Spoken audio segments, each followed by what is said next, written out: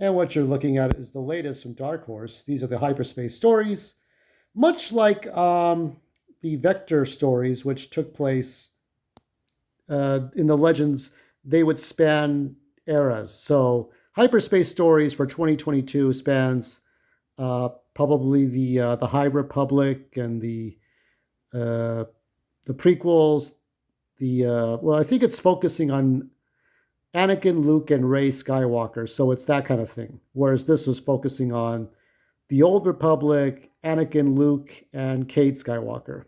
Now, what you are looking at is mostly, and I say mostly because I'm working on trying, because I was not able to get the rest of these books. That's my irresponsibility. However, most of what you're seeing here is the Dark Horse version of Star Wars. And when we think of Dark Horse Star Wars, we think of the 90s. We don't think of the hyperspace stories now. We think of the Dark Horse comics of the 90s.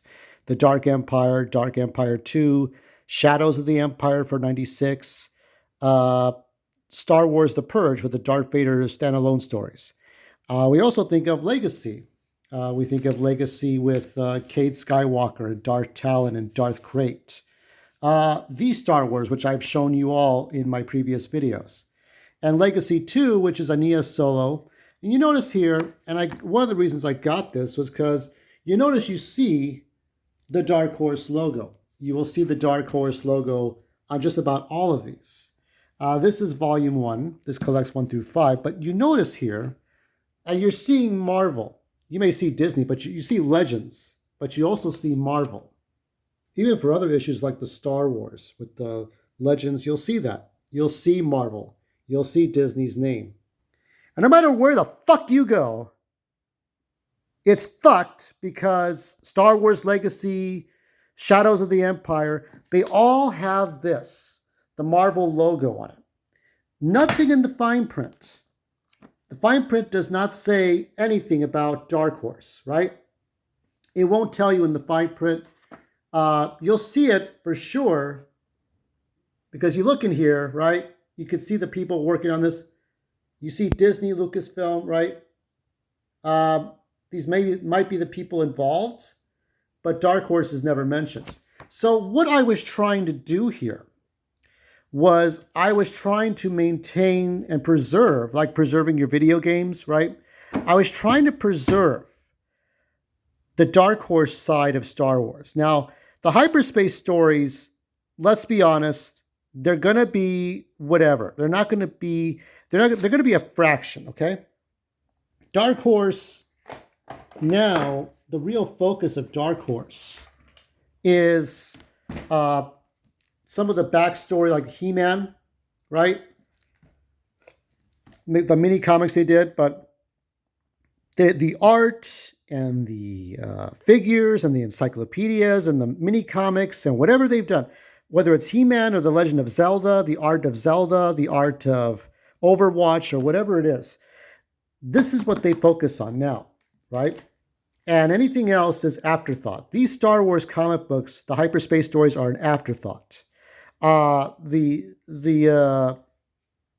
Anything like I said, you have the Marvel. Now keep in mind, I respect Marvel. I have the Ultimate Marvel comics.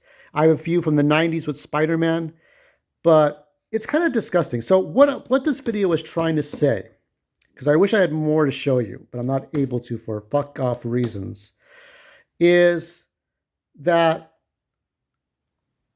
and this is my theory because I did my research, all the comic books from the Dark Empire, Shadows of the Empire, Rebellion, Knights of the Old Republic, Cade Skywalker Legacy, Ania Solo Legacy, these Star Wars, all these that are now Marvel, Dark Horse sold all the original material, all the material that was used to make these. Because you have to remember that Dark Horse paid by the story and the page, whereas DC and Marvel would pay by the stories and royalties. So collections in books, so like these collections here, right? So the artists and writers would not get paid by the collection, but by the story and the pages made for each story. That's a different, but all the original prints for this and other various Dark Horse prior to 2022, Marvel owns them. Marvel owns all the Dark Horse Star Wars comic books from the 90s up until the 2015, 2016. That's them now. That's why you don't see the Dark Horse logo or Dark Horse comic books mentioned in any way, shape, or form. So all the so it's retrofitting, retro telling that all the artists and writers worked for Marvel, when in reality that's bullshit, because you can clearly see that this is the same story, but Dark Horse logo, right? Dark Horse logo here, Marvel here.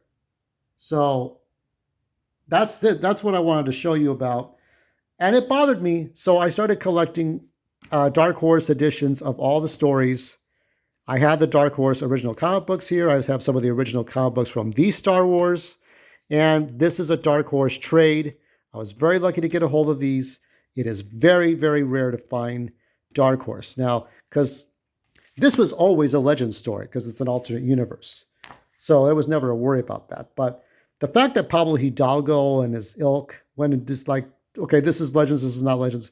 But Marvel bought out the Dark Horse comic book. So Dark Horse is dead as far as the Star Wars. Now, THQ Nordic, which is now Embracer, the video game company, the holding company, they don't even have access to those. They don't have access to these anymore. So all these stories, Shadows of the Empire, when Shadows of the Empire turns 30, somebody's going to realize this. But I'm telling you now, you're hearing it from me first. So try to get a hold of the Dark Horse editions, because these comic books are special because of the Dark Horse logo and not the Marvel logo. You look up this particular stories, this one and this one and this one, you're going to find Marvel logo like I showed you. You're going to find that. So that was kind of my rant. Whatever happened to Dark Horse Star Wars, it's gone, all of it to Marvel. The Darth Vader one-shot Purge stories, all that's gone to Marvel. The Holocron Heist stories, I think. I don't know. I'm not sure if the Holocron Heist stories got reprinted. Maybe the Darth Maul miniseries got reprinted as Marvel. But anything before the hyperspace stories, that's all in Marvel's property now. It's not just that Dark Horse lost the rights to Marvel, as you'd see in many articles. Dark Horse gave up all the scripts and all the art and all the print, like the printing plates and all that, like you make printing plates for money. They gave up all that stuff. It's not in their possession anymore. Otherwise, you would see Disney and Dark Horse. So like, even if Dark Horse would have the rights, the thing is, they could have waited. If Dark Horse had waited 6 more years, right? As Marvel took over the duties of Star Wars comic books and also IDW, if Dark Horse had waited to return, they could have reprinted these forever. They could have reprinted these stories, Shadows of the Empire, all the Dark Empire stuff with Luke and the Clone Emperor and all that stuff. They could have waited and reprinted those stories under their logo, with Disney getting their share, the lion's share or whatever. Disney gets their cut, Dark Horse gets their cut, Marvel doesn't get anything, but that's just that's the dirty shit. So there you go. So where do we go from here? We'll find out another day.